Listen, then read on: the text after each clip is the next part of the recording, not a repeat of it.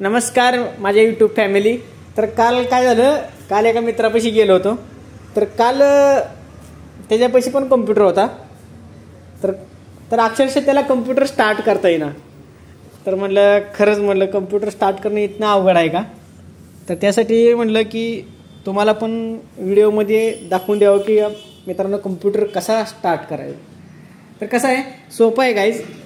लोकांना माहिती असतं नसतं, नवीन एखादा PC कुणी परचेस केला तर ते कसा चालू करायचा, काय चालू करायचं हे माहिती पाहिजे ना। तर त्यासाठी मी तुम्हाला सांगतो की कसा PC स्टार्ट करायचा। तर काय नाही, हे एक UPS असतं। आता कोणापाशी UPS आहे का नाही काय माहीत नाही। हे एक CPU असतो आणि हे एक मॉनिटर, आणि ह्याचं हे वायरिंग केलेलं असतं पाठीमागं। आता वायरिंग म्हणजे काय, हे एक पॉवर केबल आहे, हे आपल्या मॉनिटरला हे पॉवर देतं गाईज। तुम्हाला दावतो पाठीमागून। सोपं आहे एकदम, म्हणजे खूप सोपं आहे, पण हे माहिती नसतं। आता हे बघा, हे जे आहे ना हे पॉवर आहे, हे आपल्या मॉनिटरला पॉवर देतं। आणि हे CPU मधून जे कमांड असते आपली, हा CPU आहे हा, ह्याच्यामधून जी कमांड निघते ते आपल्या ह्या मॉनिटरवरती डिस्प्ले होते।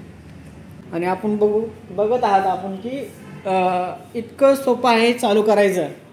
खूप लोकांना माहिती नाही की आता कसं आहे, MSc IT हे वगैरे कोर्स पण आहेत कम्प्युटरचे। तर ह्या व्हिडिओमध्ये तुम्ही शिकून जाल। आता वायरिंग तर तुम्हाला माहिती नसेल तर वायरिंगवरती मी एक व्हिडिओ बनवेल। पण पहिल्यांदा पूर्ण वायरिंग केलेला CPU, पूर्ण वायरिंग केलेला कम्प्युटर PC कसा स्टार्ट करायचा तुम्ही बघू शकता। आता हे कसं आहे, हे आहे UPS गाईज। हे मी जो हात ठेवलेला आहे ते UPS आहे।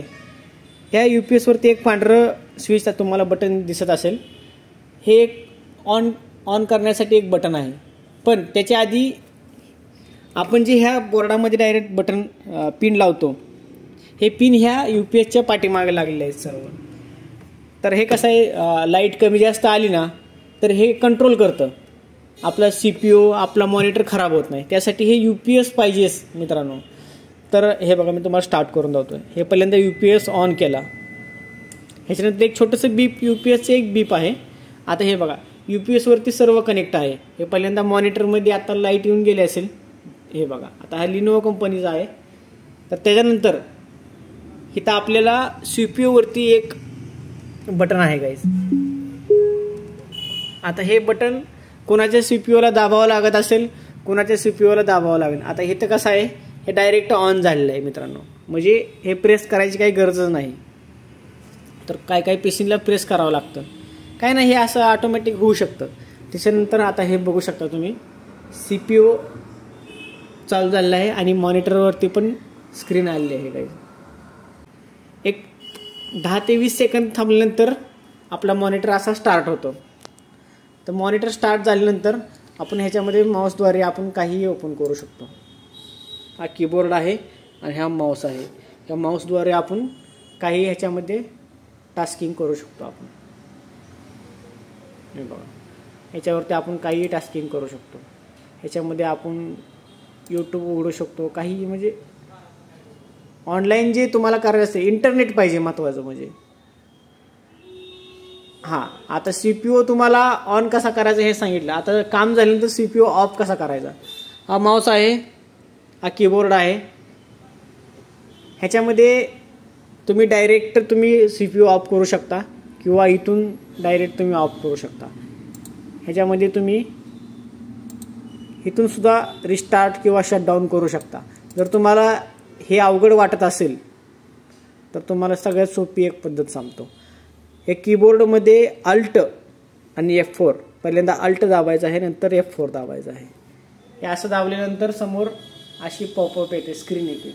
तर त्याच्यामध्ये आपण इथून सुद्धा आपण switch user, sign out, sleep, restart आणि शटडाऊन, ते अल्ट F4 दाबल्यानंतर ऑटोमॅटिक शटडाऊनचा ऑप्शन येतो। मी तुम्हाला अजून एकदा दाखवतो। हे बघा, हे अल्ट आणि F4 क्लिक केलं की ऑटोमॅटिक हे शटडाऊन ऑप्शन येतं। त्याच्यानंतर तुम्ही एंटर दाबून ओके करू शकता। हा झाला आपला PC शटडाऊन।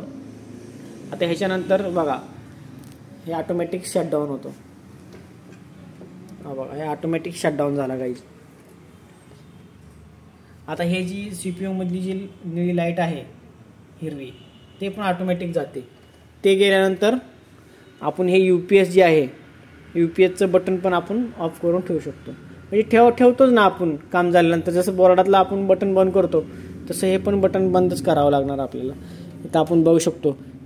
बघा मित्रांनो, इथं लाईट गेलेली आहे, त्यामुळे आपण हे ऑफ करून ठेवू. आता आपलं PC जो आहे पूर्णपणे ऑफ झालेला आहे. हां, आता ह्या UPSचे वायर कुठं आहे, बोर्ड स्विच, ते पण आपण बंद करून ठेवू शकतो. ते चालू ठेवलं तरी काही प्रॉब्लेम नाही, कारण UPS आपला ऑफ झालेला आहे आता. ओके. तर गाईज मित्रांनो, तुम्हाला व्हिडिओ आवडला असेल तर व्हिडिओ लाईक करा, आणि व्हिडिओमध्ये काय चेंजेस करायचे असेल तर मला ते पण सांगा. नेक्स्ट व्हिडिओमध्ये मी चेंजेस करेन.